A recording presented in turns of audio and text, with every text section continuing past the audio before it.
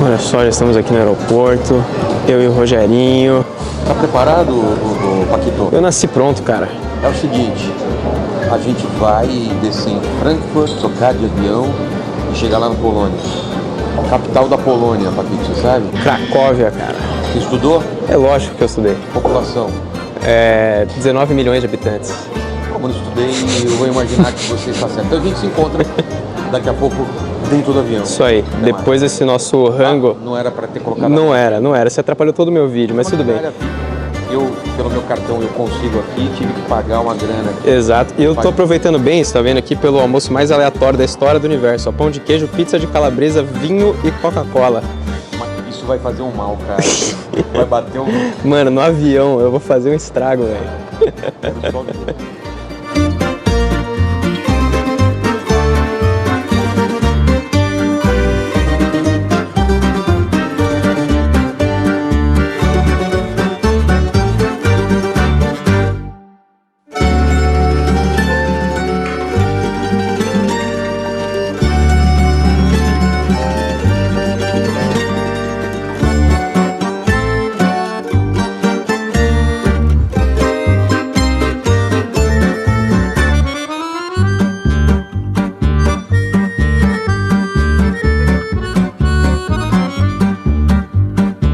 Chegamos na Suíça e a gente chegou aqui, a primeira coisa que a gente tem que fazer é pegar um ônibus, cara. A gente saiu de São Paulo para pegar um ônibus, cara. A cara do Vilela de felicidade.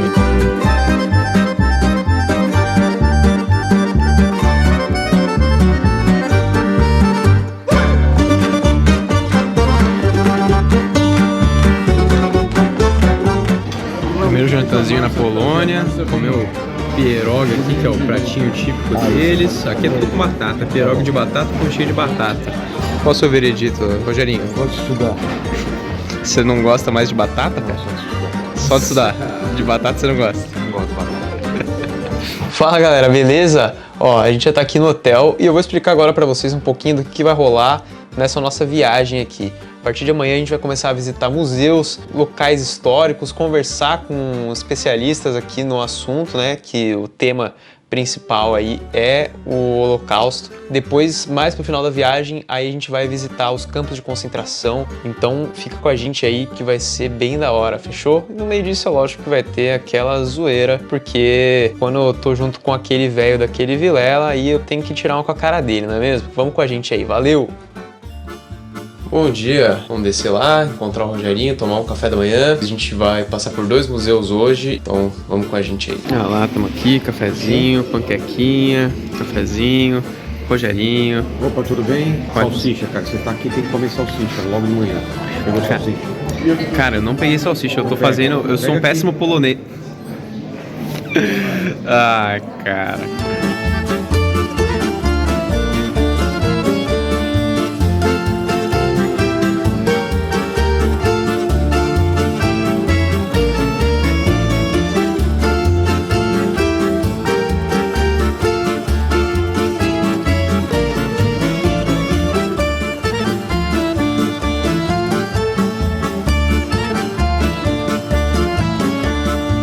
Nós estamos no antigo orfanato do Janusz Korczak, que era um educador no começo do século passado. Ele tinha toda uma técnica diferente de criar um orfanato, onde as crianças tinham participação, as crianças ajudavam sua própria administração. E quando começa a guerra, era um orfanato só de crianças judias, o Janusz também era judeu. O orfanato teve que ir para o gueto de Varsóvia.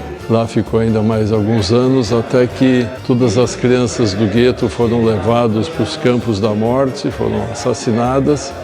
E o Janusz seguiu com as suas crianças. Foi dada a opção de ele não precisar ir, mas ele falou que não ia abandonar as crianças e entrou no vagão junto com as 200 crianças que viviam nesse orfanato.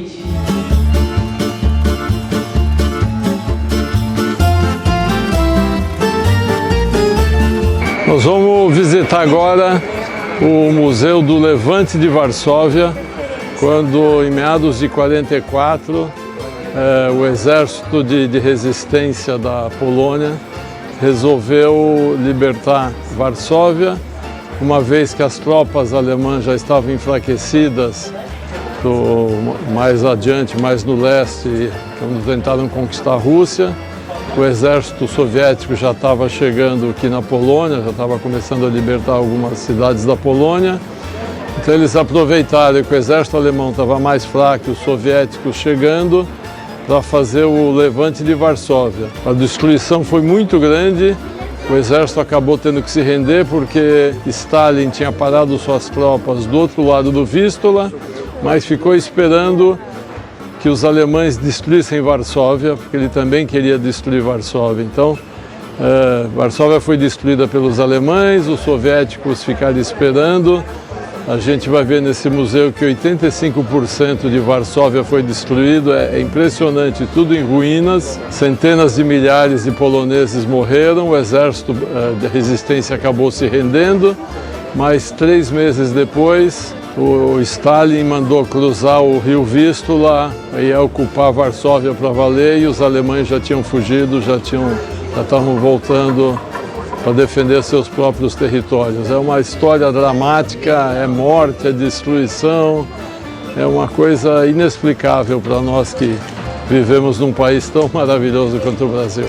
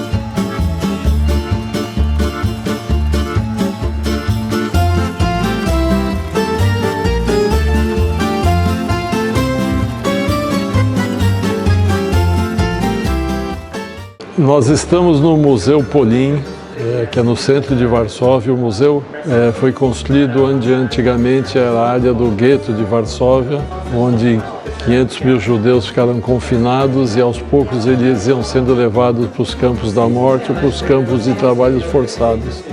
O Museu Polin conta a história dos quase 1000 anos dos judeus na Polônia, que vieram a convite do rei Casimiro para ajudar a desenvolver o comércio na Polônia. Foram crescendo, foram aumentando cada vez mais. Até a Segunda Guerra tinha 3.300.000 judeus na Polônia. Hoje não devem ter mais de 10 mil. E esse museu conta toda essa história. Aqui atrás de mim, por exemplo, tem um modelo de uma sinagoga de madeira que era muito característica na Lituânia no século passado. Então, o Museu Polin recebe visitantes do mundo inteiro que querem conhecer essa história de um povo que veio morar aqui e hoje foi totalmente destruído.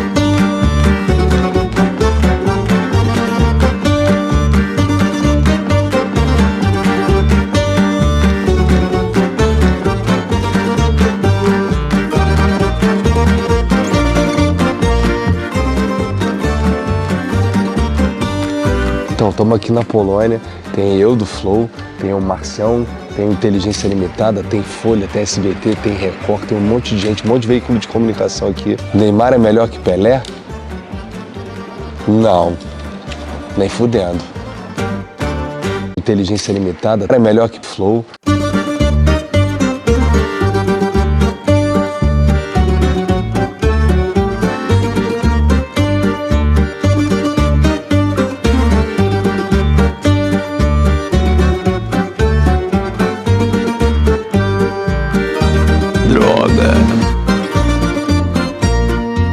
Isso aí, chegamos no hotel. Só fiz umas paradinhas lá no quarto, dei umas paradas no drive. E agora vamos sair, tomar birita e comer alguma coisa. O cara sai de São Paulo, vem pra Polônia comer lasanha. Lasanha é originária daqui da Polônia. Essa daí parece as de micro-ondas que eu faço lá em casa, viu? Pior que parece mesmo. Aqui chama lazonep. Ah, lasanha. Com acento circunflexo no S cortado, né? Exato. Ah, então é isso aí. Bom, hoje já acordamos cedinho, 8h40 saímos do hotel. O que aconteceu? Hoje, porque ontem foi um dia pesado, parece que a gente fez 3 dias em um. E hoje a gente vai para esse Museu Histórico Judaico, sai daqui, almoça, pega 1h30 de estrada, vai para Treblinka, campo de concentração, a gente visita lá e depois volta aqui para a cidade de Varsóvia, lá para as 8 horas da noite. E aí a gente vai conversando com vocês, então. É isso. Bem.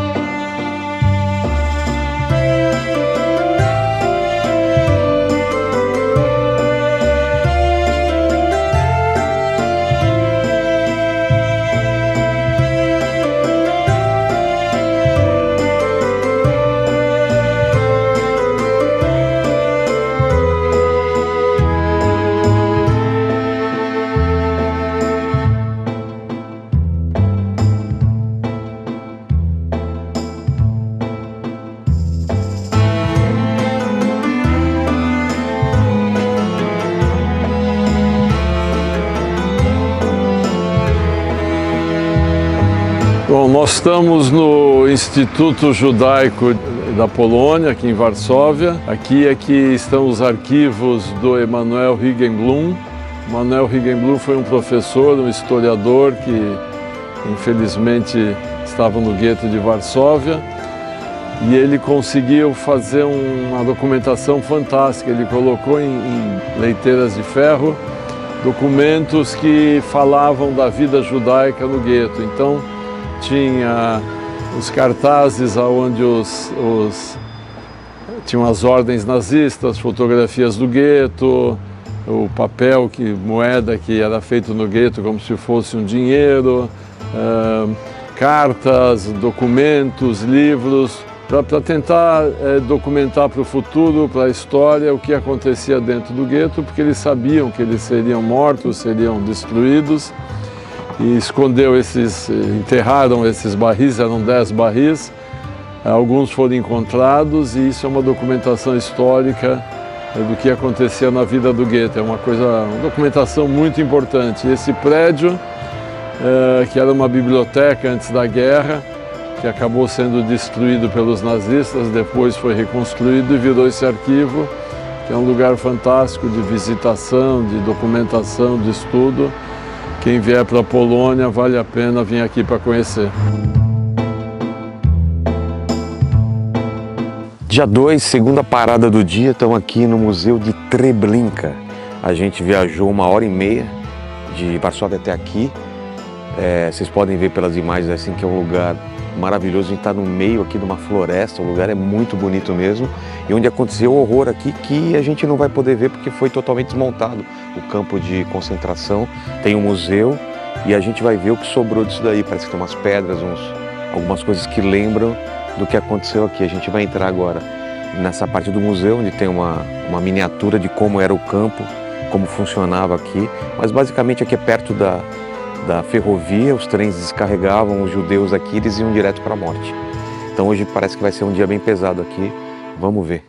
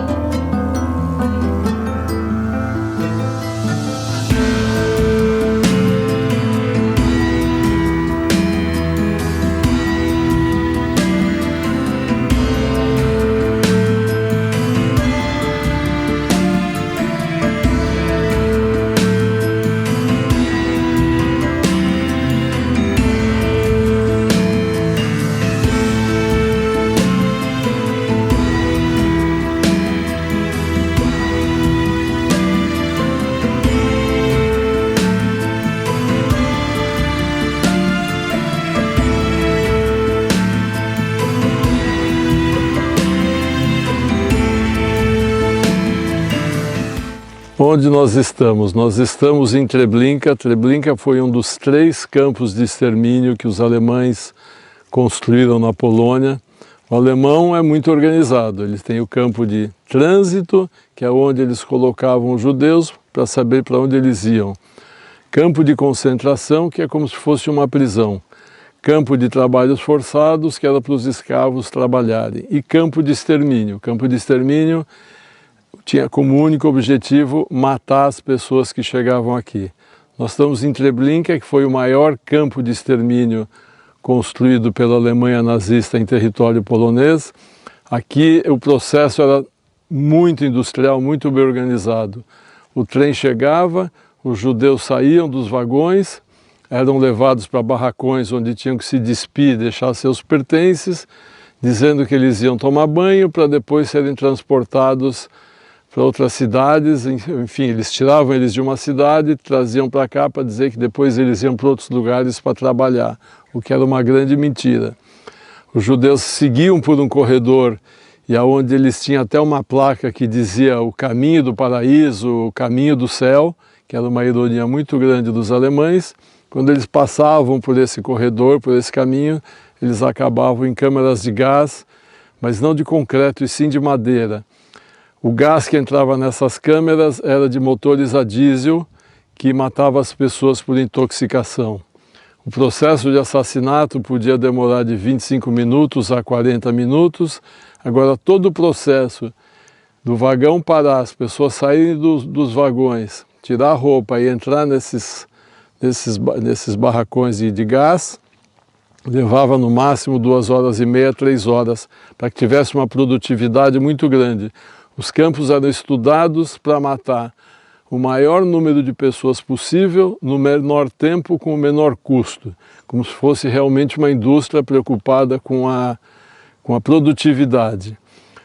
Um dos principais comandantes, Treblinka teve 3 comandantes, o principal comandante que ficou mais tempo e matou mais pessoas era Franz Paul Stangl. Stangl era um austríaco que trabalhava na polícia, depois entrou para o partido nazista e acabou se virando comandante aqui. Ele que organizou e fez o campo funcionar dessa maneira perfeita.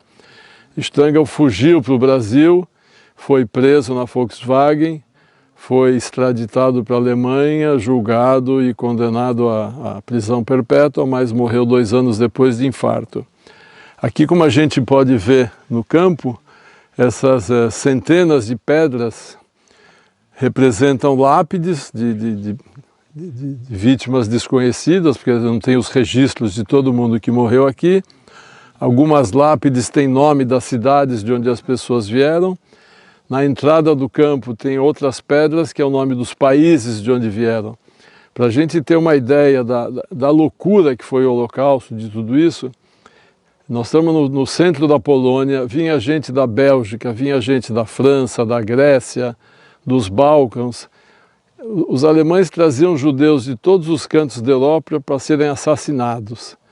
Quer dizer, por que não assassinar onde eles já estavam, que era mais próximo? Talvez só eles podem explicar. Então, isso aqui hoje é um memorial, é um monumento, é uma recordação, onde a gente sabe que 850 mil pessoas foram assassinadas. É como se fosse um dos maiores cemitérios do mundo. Uma coisa que chama muito atenção, e nós vamos mostrar agora para vocês, é o silêncio absoluto que tem aqui. A primeira vez que eu vim foi em 2007, eu já percebi isso. Quando não tem ninguém, quando está vazio, a gente não ouve absolutamente nada. Não ouve as árvores se mexerem, não ouve passarinhos, não tem nenhum barulho aqui. O silêncio em Treblinka é impressionante.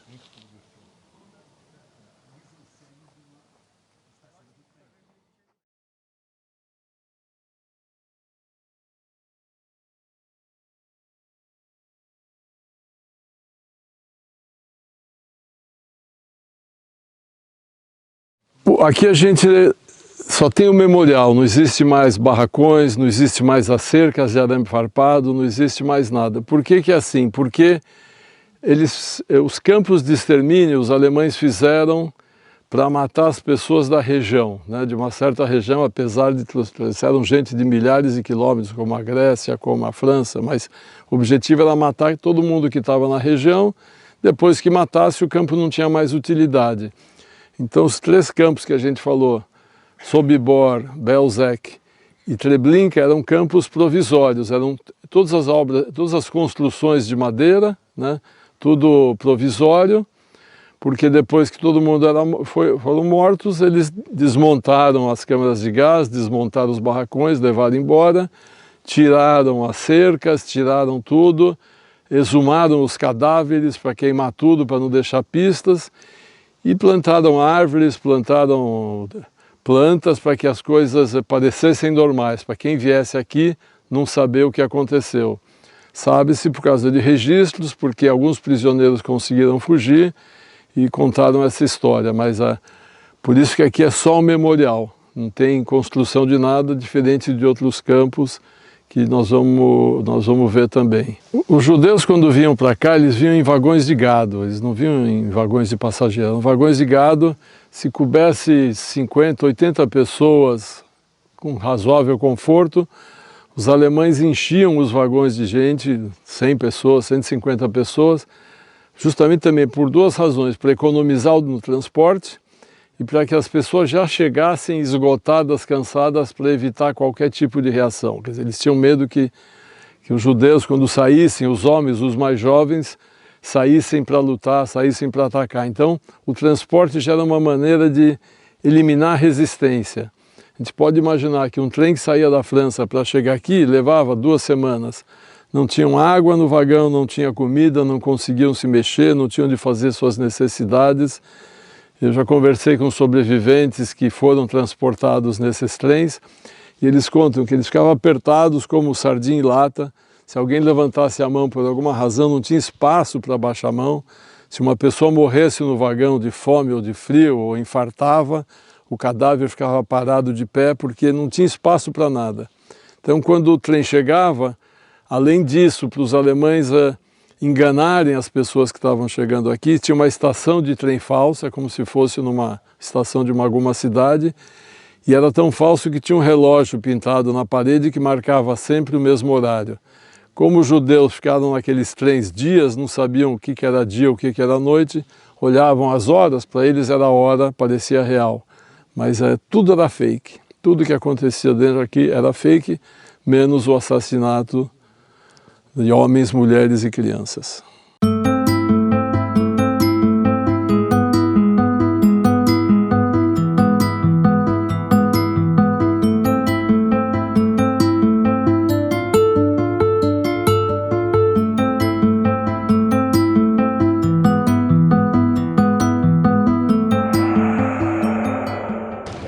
Oi galera, estamos aqui hoje em Lublin, no campo de Majdanek, e é o 3º, 4º dia já, não sei, eu já perdi as contas. Deixa eu ver só aqui pra vocês verem melhor. Então, esse campo aqui, ele é gigantesco, então a gente vai dar uma volta aqui, ó, e ver tudo que rolava aqui, ó.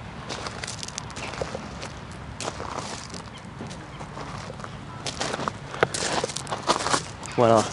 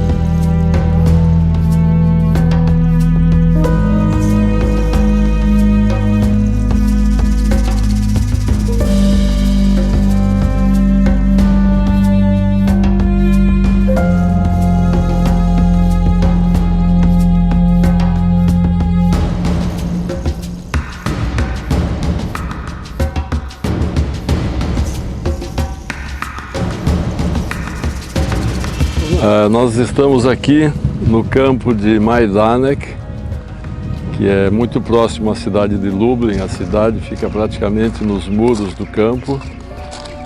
Majdanek é o campo mais bem conservado, é o campo nazista mais bem conservado na Polônia, porque os soviéticos chegaram muito rápido para libertar Lublin e os alemães não tiveram nem tempo de destruir as provas, as evidências dos crimes. Majdanek é um campo que chegou a receber 150 mil prisioneiros, eram prisioneiros de guerra inicialmente, poloneses da resistência, acabaram chegando, passando aqui mais de 60 mil judeus, praticamente todos os judeus foram mortos, dos outros prisioneiros uma grande parte escapou. Os judeus eram usados como mão de obra escrava, tratado com as piores condições.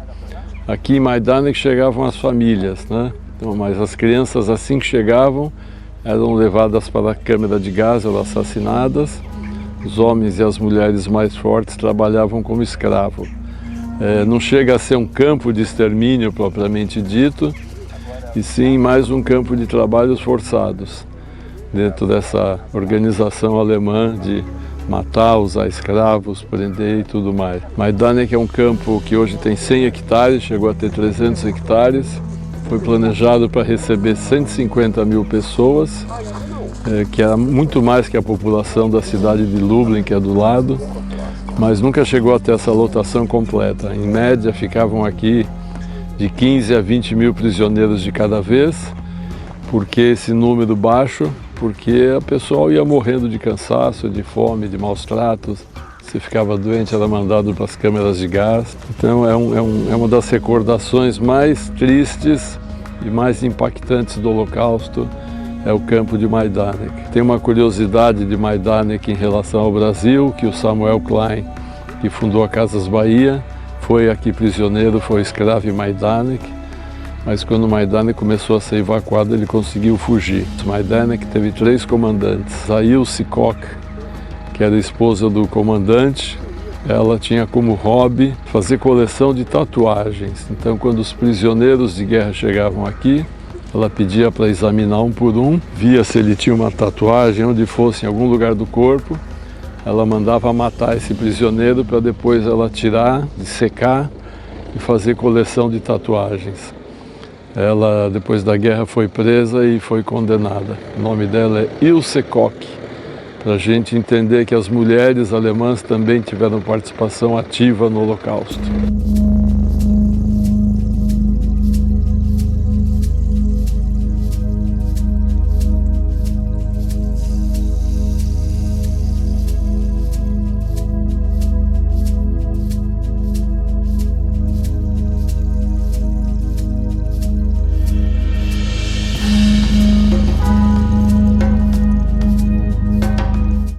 Galera, explicar aqui pra vocês como que funcionava aqui. Vocês viram que ali na frente estava escrito banho e desinfecção, né? É o seguinte, nessa primeira sala aqui, os prisioneiros chegavam, tinham que tirar a roupa, raspar o cabelo, que são os chuveiros.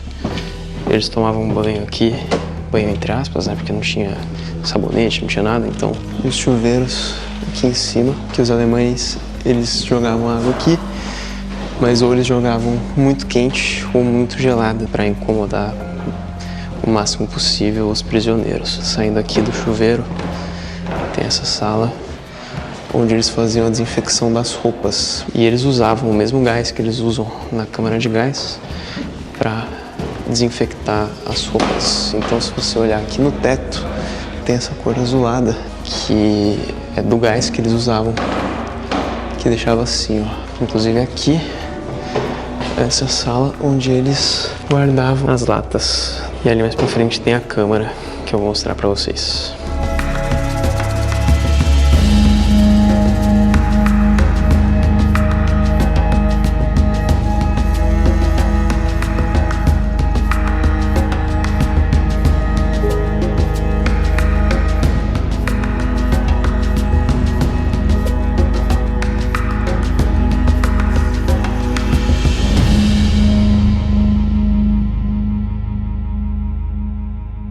Agora eu tô aqui na entrada do crematório, onde eles queimavam centenas de corpos por dia. E depois, mais pro final, ele começou a se tornar um lugar em que eles faziam as execuções também. Aqui, essa primeira sala, tem o sarcófago, onde eles jogavam as cinzas que restavam aí dos corpos dos judeus que eram assassinados aqui. E aqui nessa sala estão os fornos que eram utilizados aqui.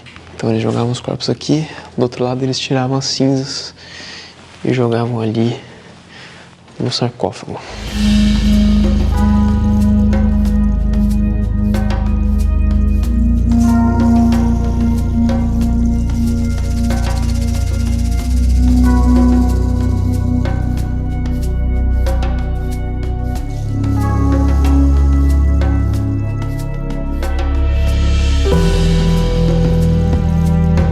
Fim do quarto dia aqui, chegamos no hotel e é o seguinte, saímos de Lublin, né, e viemos aqui pra Cracóvia e, cara, bem bonito esse hotel aqui, hein? Honestamente, olha aí, pô, vou fazer uma 360 aqui pra vocês, hein, a depender aí, única e exclusivamente da minha preguiça.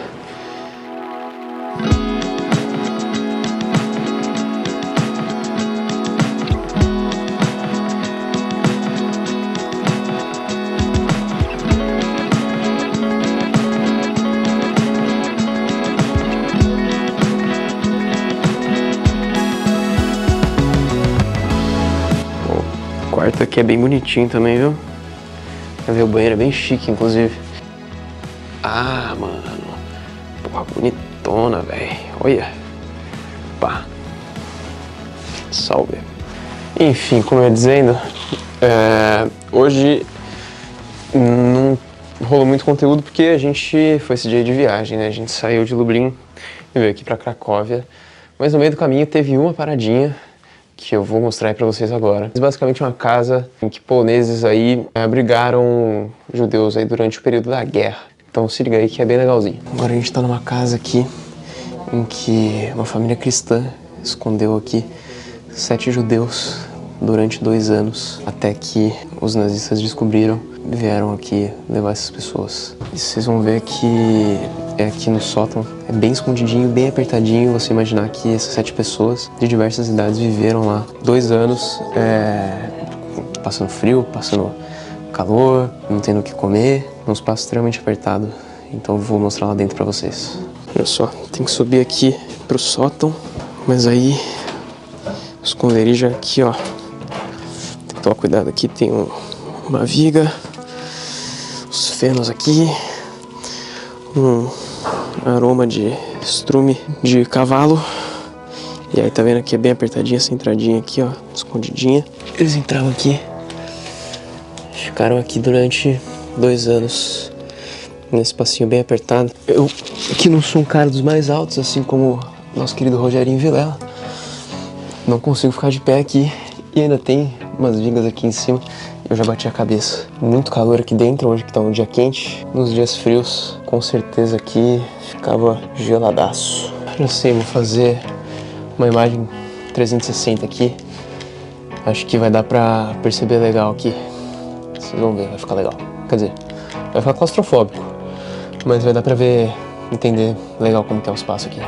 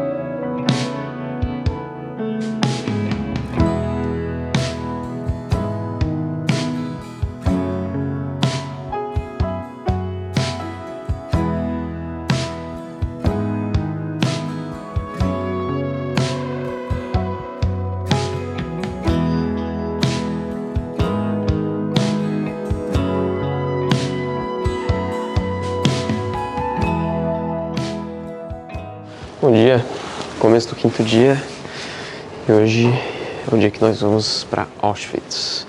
Mas antes de mais nada, tomar um café da manhã e a gente vai dar um rolezinho no centro da cidade enquanto a galera tá dormindo. Vamos lá.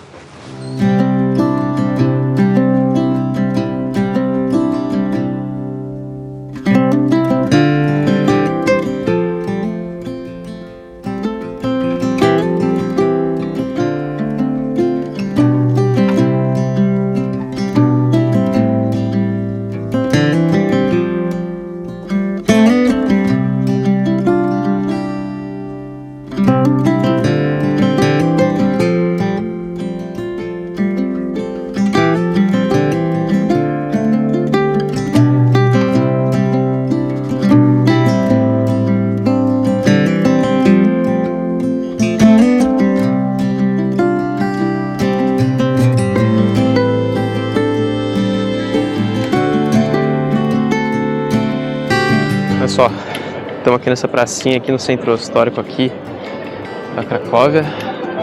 Olha só, casinha. Que bonitinho que é aqui, né?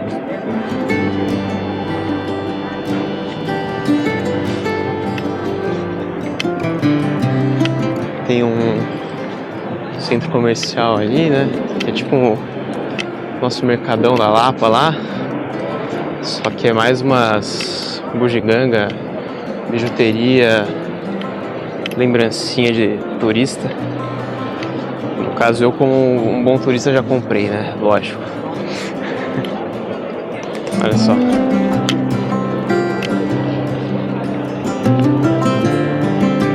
Legalzinho, né?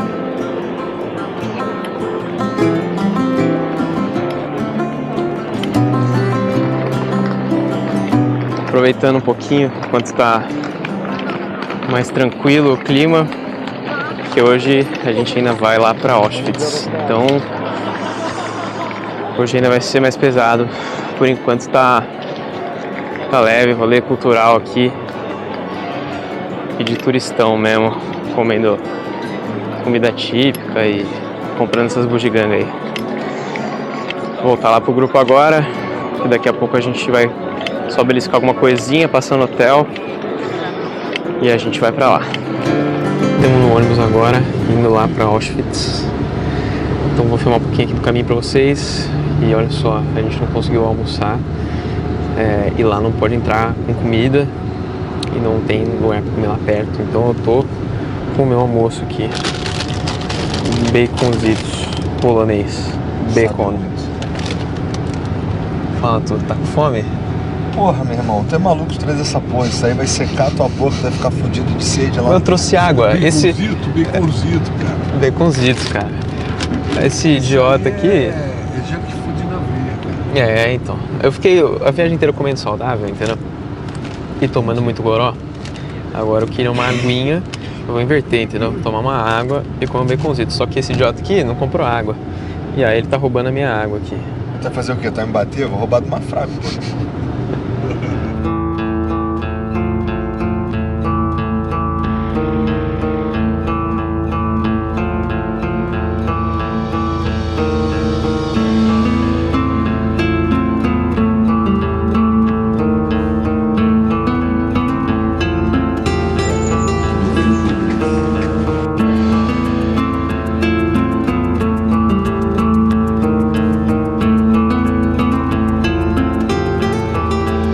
Essa viagem chegou em Auschwitz-Birkenau. Auschwitz é um ícone, é um campo mais conhecido, apesar de não ser o único campo que os nazistas fizeram na Polônia.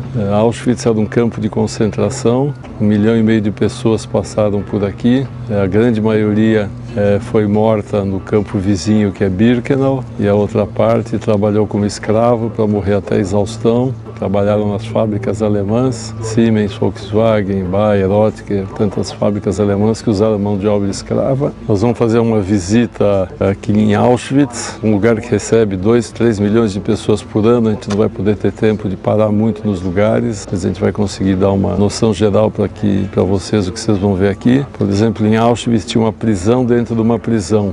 Para quem tentava fugir, ou para quem roubava comida, ou quem fazia alguma coisa errada, ou era executado dentro ou ia para essa prisão dentro de Auschwitz. E a gente vai ver celas de 1 metro quadrado, onde botavam 3, 4 prisioneiros para passar lá alguns dias sem água, sem comida, apertados, não conseguiam nem se mexer, nem sentar. A gente vai ver também o prédio onde o Mengele, o famoso pseudo-médico nazista, fazia suas experiências horrorosas. Ele tinha fixação inclusive com gêmeos. Ele pegava os gêmeos quando chegavam aqui em Auschwitz, levava para o laboratório dele porque achava que conseguia transplantar o braço de um gêmeo para outro. É claro que os dois acabavam morrendo com dores atrozes. Ele fazia transplantes de órgão achando que ia dar certo.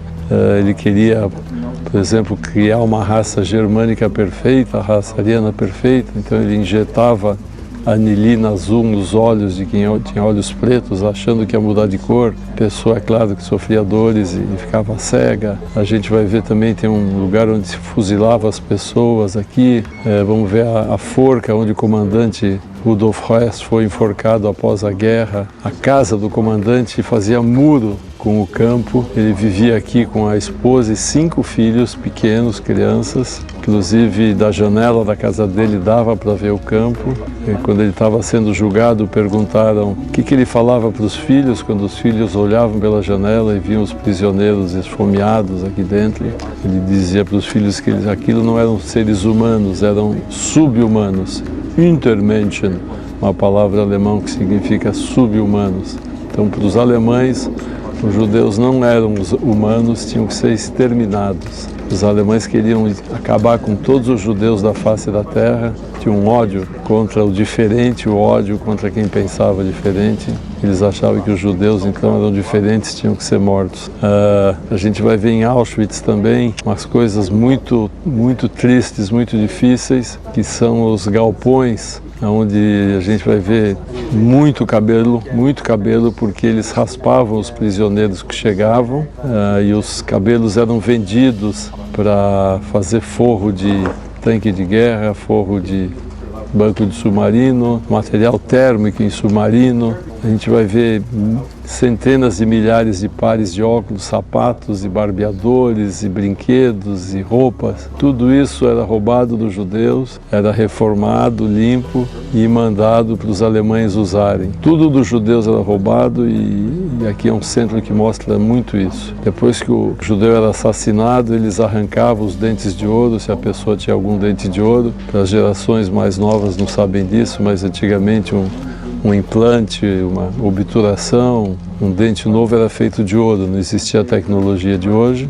Então eles matavam os prisioneiros, depois de matar os prisioneiros arrancavam os dentes de ouro e também quilos e quilos de barras de ouro foram encontradas, feitas de dentes humanos. Alguns prisioneiros engoliam um diamante, engoliam uma joia, porque achavam que poderia depois usar isso para comprar comida, pagar algo, então eles também abriam os cadáveres para ver isso tudo. Quer dizer, aqui se existe o inferno se chama Auschwitz. O inferno não está lá embaixo, o céu não está lá em cima. O inferno está aqui em Auschwitz. É o pior lugar da face da terra. É um lugar onde 1.100.000 judeus foram mortos, um lugar onde 1,5 milhão de pessoas trabalharam exaustivamente 12 horas por dia, 7 dias por semana, comiam uma fatia de pão, tomavam uma água quente escura que os alemães diziam que era sopa.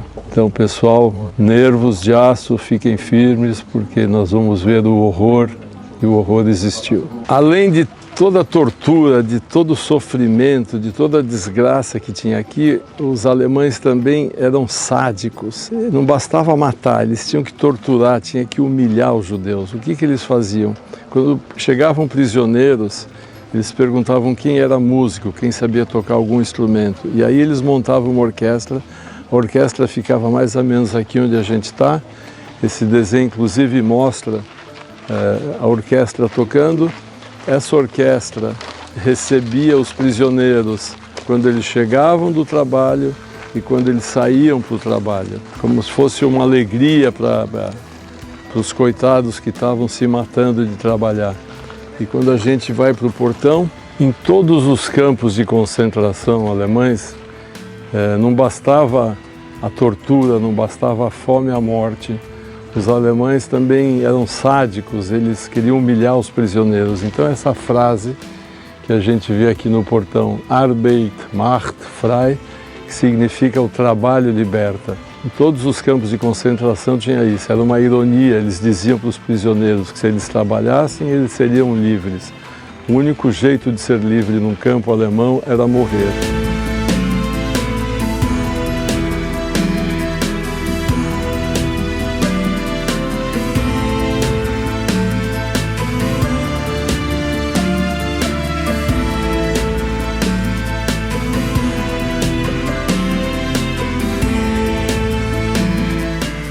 Essa maquete branca que vocês estão vendo é uma maquete das câmeras de gás e dos fornos crematórios. Como os alemães sabiam que estavam fazendo um crime, os alemães sabiam, apesar deles quererem exterminar os judeus, eles dizerem que os judeus tinham que ser eliminados, eles culparem os judeus por todos os problemas, eles sabiam que eram seres humanos, que era um crime matá-los.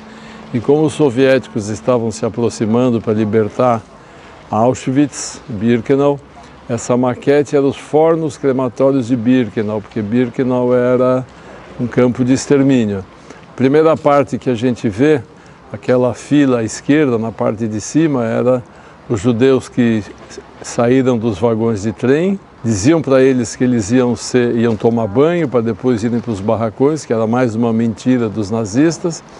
Eles desciam, seus cabelos eram raspados, depois entravam naquela outra parte de baixo, à minha direita, que era a câmara de gás. Ali colocavam dezenas, centenas de pessoas, dependendo do tamanho da câmara de gás, jogavam o Zyklobé e as pessoas morriam intoxicadas.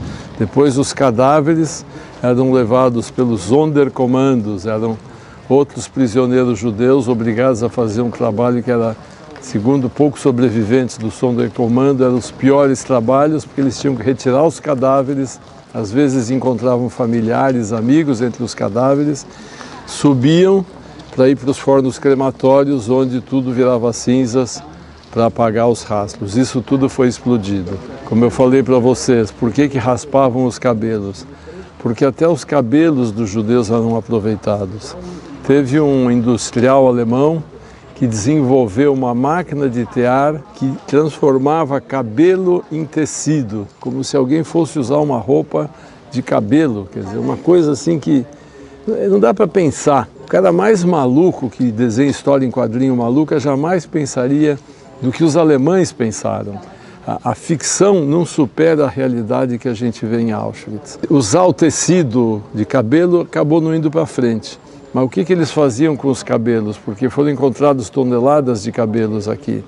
Eles forravam submarinos como material térmico, forravam assentos de bancos de tanque de guerra e de aviões da Força Aérea Alemã também. Então, tudo era aproveitado dos judeus, até mesmo os cabelos. A gente está vendo também aqui uma outra imagem horrorosa de próteses, de pernas de pau, porque os judeus, muitos judeus chegavam aqui, eles eram deficientes físicos, então eles usavam esses aparelhos, por incrível que pareça, também eram recuperados, limpos, arrumados e levados para os alemães usarem. A gente vê também pilhas de sapatos que eram reformados e vendidos na Alemanha, barbeadores, panelas, tudo que uma pessoa tem na sua vida, né? E traziam porque eles achavam que iam morar em outro lugar, traziam, era roubado pelos alemães, reformado, adaptado e revendido na Alemanha. Esse é o horror do Holocausto.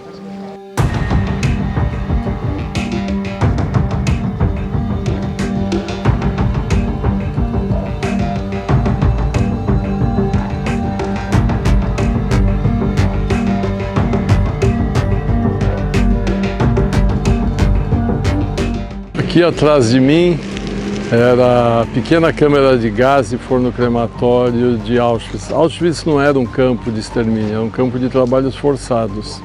Mas, como os prisioneiros ficavam doentes ou machucados ou fracos, para apressar o processo, os alemães traziam eles para essa câmara de gás, eram asfixiados com o Zyklon B, depois seus corpos cremados, que também tinha forno crematório. E antes de entrar na câmara de gás, pela outra porta, a gente viu aquela forca, aquele gancho, aquela estrutura de madeira com gancho. Ali foi enforcado Rudolf Hess, que foi um dos principais comandantes de Auschwitz. Depois da guerra ele foi preso, julgado, condenado à forca, e os poloneses fizeram questão de enforcá-lo aqui, em Auschwitz, onde ele fez tanto mal. Então, lá ele ficou pendurado, felizmente.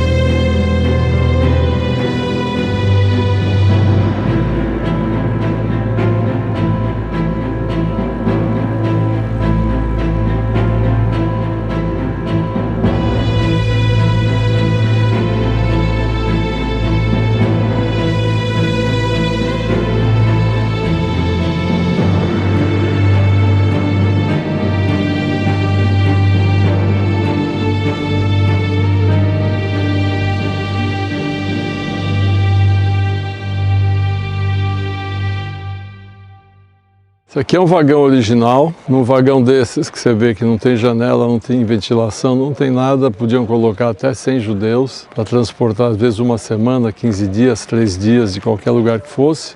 Os sobreviventes contam que ficavam tão apertados que se alguém levantasse a mão ou para coçar a cabeça que fosse, não tinha espaço para baixar a mão, não tinha comida, não tinha água, não tinha onde fazer suas necessidades, faziam ali de pé mesmo. Contam também que se uma pessoa morria de calor, de cansaço, infartava, morria, ficava dura, porque não tinha nem como tirar o corpo de lá, tudo apertadinho, que eles só saíam quando chegavam no destino. E aqui onde a gente está vendo essa espécie de plataforma, onde o vagão chegava, né, vinha de lá do portão de Birkenau, entrava aqui os prisioneiros saíam, homens de um lado, mulheres de outro. E os nazistas faziam essa ordem e eles contam que era sempre aos gritos, com chicotadas, cachorros latindo, já para aterrorizar as pessoas que já saíam semi-mortas do vagão. Quem tinha força para virar escravo ia para uma parte do campo. Quem não tinha força, os mais velhos, já iam para as câmaras de gás, que fica lá no fundo mais 500 metros. Eram mortos e depois seus corpos cremados.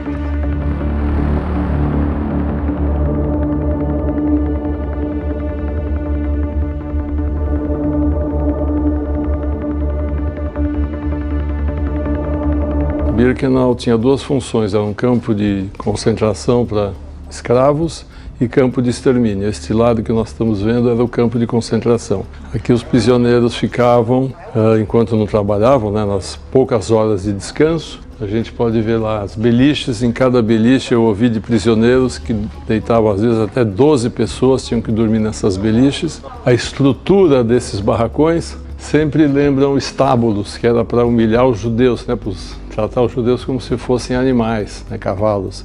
As acomodações era possível colocar 400 pessoas razoavelmente, mas eu já sei de prisioneiros que ficaram aqui, que às vezes tinham 2.000 pessoas. Um deles me comentou que eles amarravam panos no teto como se fosse rede e dormiam ali pendurados porque não tinha espaço no chão. Às vezes não tinha mais beliches também, eles se encostavam na parede, abriam as pernas e iam fazendo fileiras de pessoas, um encostado no outro para descansar, dormir, o que fosse. Tinham que fazer as necessidades ali, então a gente pode imaginar o que era isso, sem janela, um calor infernal no verão, um frio infernal no inverno, o cheiro que era isso, o fedor. Portas ficavam trancadas para nenhum prisioneiro fugir. Toda essa loucura que os alemães faziam não tinha limite. Que eu sempre falo, isso aqui é além da imaginação.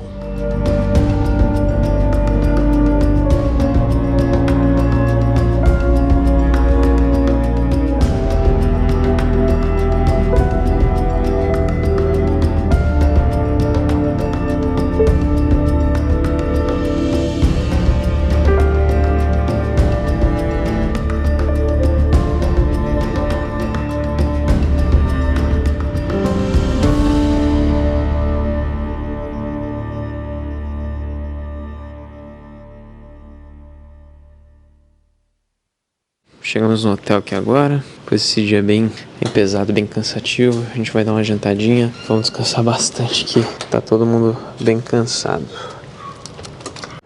Sexto dia, eu acho. Não sei, eu perdi as contas, mas acho que é assim, sexto dia. Ontem foi um dia absurdamente cansativo, então hoje eu pulei um passeio que a galera tá fazendo aí agora. E eu resolvi dormir um pouquinho mais. Vim aqui tomar meu cafezinho. Prato bonitão do Bruninho. Bruninho, o que tem nesse prato aí? Tô indo, o que é isso aqui, ó, no fundo aqui, ó? Esse aqui, eu acho que é um ovo. Vamos descobrir agora. Tá bonitaço, cara. Olha lá. Ah, é um ovão. É um ovo Dobrado aí. Mas hoje, se não me engano, a gente vai no campo de concentração do filme A Lista de Schindler, que eu não assisti. Eu imagino que vai ser legal, pra quem assistiu principalmente. A gente vai no campo de concentração e na fábrica lá do filme. Então vai ser bem legal, eu acho. Bom, decidimos que vamos dar um rolê flash aqui na cidade, eu e o Bruninho. Vamos ver se a gente faz uma imagem de drone e coisa do tipo. Então vamos ver aí. Olha lá, a gente veio aqui na pracinha, ó. Dar um rolezinho de drone.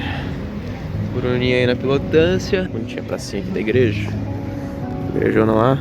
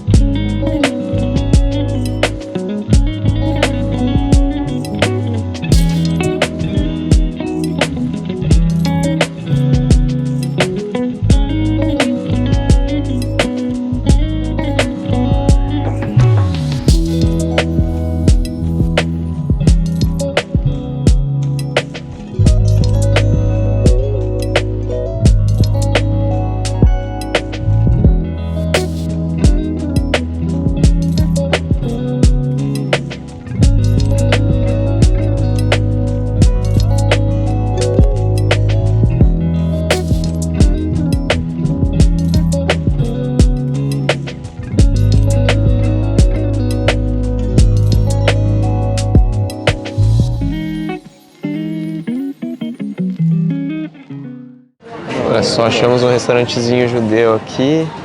A gente vai comer um kebab. Que bonitinho, né, cara? Mas imagina. Luzinhas e tal, ó. Olha só. Bonitão, hein? Seguinte, galera, eu tô aqui na frente do museu da fábrica de Schindler. E aí eu esperava fazer alguma coisa lá dentro, gravar bastante, assim, pegar um depoimento, algo do tipo. Porém, não pode filmar lá dentro, só pode tirar algumas fotos. Então eu vou passando as fotos aí pra vocês. E assim, talvez eu em algum momento tenha fingido que eu estava tirando fotos, na verdade gravei alguma coisa. Mas isso aí, não sei, é mentira. Na verdade eu tirei foto por foto e juntei 30 fotos num segundo só e ficou parecendo um vídeo, é isso que eu fiz, tá? E aí é o seguinte, pra quem não conhece, Schindler, ele foi um cara que tinha uma fábrica aqui e ele começou a pegar a mão de obra dos judeus que estavam em campo de concentração, primeiro com o propósito de ter mão de obra barata ou gratuita, né? Só que ele, com o tempo ele transformou isso numa coisa de tentar salvar a vida deles, na verdade. Então ele foi pegando cada vez mais funcionários de dentro dos campos de concentração. Quando chegou no final da guerra, ele pegou todo o dinheiro dele e ele chegou no campo de concentração, que era do lado da fábrica dele, e ele falou assim, eu vou comprar todos os judeus que meu dinheiro conseguir comprar. Na verdade, ele estava comprando a liberdade deles, né? Eles contam mais sobre a história antes disso, de quando os nazistas chegaram aqui, como eram os guetos e o que eles foram fazendo com o povo judeu. E depois tem essa parte aí que eles falam de Schindler, inclusive vou mostrar aí a famosa lista de Schindler, que ele na verdade não tinha uma lista física, né? Mas ele meio que tinha registro assim de todos os funcionários da fábrica, então tem essa parte aí com os nomes de todos os judeus que ele conseguiu salvar aí. Nas imagens lá do Museu de Schindler, tinha uma imagem lá de uma galera sendo expulsa do gueto levando cadeira nas costas. Então aqui tem esse memorial aqui com essas cadeiras vazias, que é uma homenagem a todas as vidas dessas pessoas aí que foram perdidas. Então tem essas cadeiras aqui nessa pracinha simbolizando isso. Agora meio que acabou o trampo, agora é férias, a gente vai só dar uma descansadinha e vamos de rolezinho.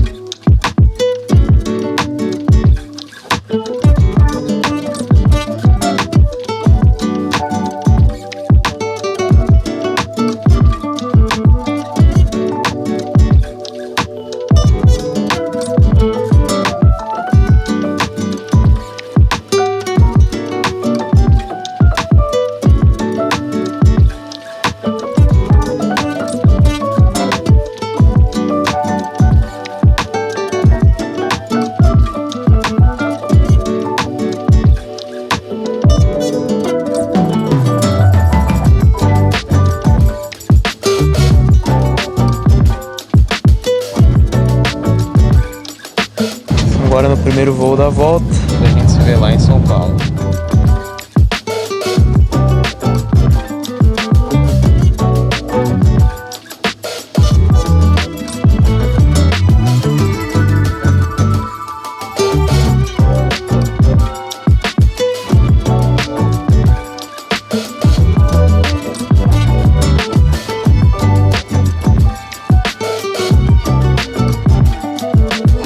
Isso aí, provavelmente tivemos nossas malas extraviadas, que não chegou mala de ninguém, não chegou uma unidade de mala. É duro, hein? Viagem de 10 dias pela Polônia, fomos para Varsóvia, Cracóvia e outras cidadezinhas. Vocês já acompanharam tudo aí, foi uma experiência fantástica. É a segunda vez que eu vou para a Polônia, mas é a primeira vez que foi essa viagem imersiva e pesada, né? Vocês viram? Cara, as coisas estão lá para serem lembradas. A maior parte das coisas, das construções, dos barracos e das casas de alvenaria estão do jeito que estavam. E aí você pode pode se perguntar por que está daquele jeito, né? Se uma coisa tão horrível dessa não deveria ser derrubada e esquecida. Mas acho que não, acho que é bom ir lá, as pessoas terem a ideia de que isso aconteceu não faz muito tempo e tem muita gente aí querendo que volte isso. Então é um absurdo e foi legal. Tinha uma agenda bem pesada, pega ônibus, vai para outra cidade, entrevista aí um cara e vai para outro campo de concentração, mas pelo menos teve a parte também de conhecer o pessoal da Record, do SBT, da Folha de São Paulo, do Estadão, e a gente trocou muita ideia sobre isso. Então, além de ver aqui as coisas, vamos ler as matérias que vão sair nessas televisões e nos jornais. Valeu, fiquem com Deus, é isso daí. Beijo no cotovelo, tchau. E aí, terráqueos, o que vocês acharam desse quadro novo aqui no nosso canal? Comenta aí o que você achou e se você curtiu, é lógico, dá aquele like e compartilha com seus amigos, porque assim você ajuda a gente demais para trazer mais conteúdos como esse aqui para vocês, fechou? E eu queria agradecer aqui demais ao Márcio Pitiliuk, ao Memorial do Holocausto e ao governo da Polônia, que foram as pessoas que organizaram essa viagem maravilhosa e que convidaram a gente para criar esse conteúdo aqui para vocês. E lógico, se você ainda não assistiu os episódios que o Márcio participou aqui no nosso podcast, cara, você tá perdendo. Então corre lá, que são 2 episódios incríveis, vale muito a pena você assistir. Então é isso aí. Beijo no cotovelo e tchau!